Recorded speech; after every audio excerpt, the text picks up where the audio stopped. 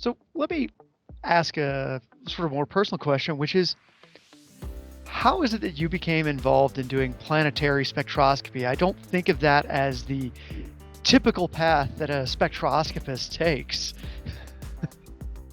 Yeah, well, I don't know. God only knows. In some senses, I think I got a PhD in physics, and it was actually in studying meteorites that are from Mars.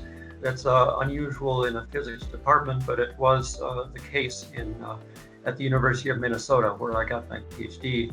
I didn't really expect to continue in the field on Mars, just knowing that it's a tight field, and at the time and back then there were not any space missions to Mars, robotic missions, and so I wandered around, but ended up at Caltech working on a different space mission that I think I mentioned earlier, Genesis, and then from there I moved to Los Alamos, and so besides working on the Genesis mission here, I was on the side looking for technologies that could be used for space exploration that had been developed here at the National Laboratory.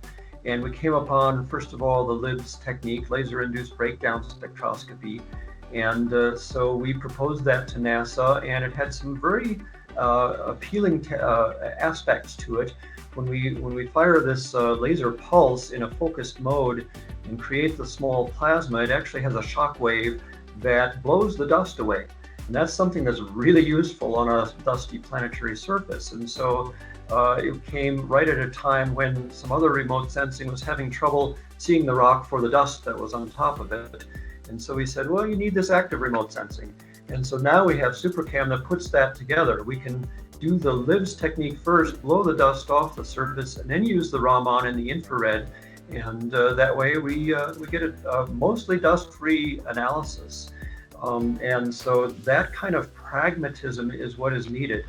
And so I found the right optical experts to help with these techniques, and we put it all together, and the rest is history.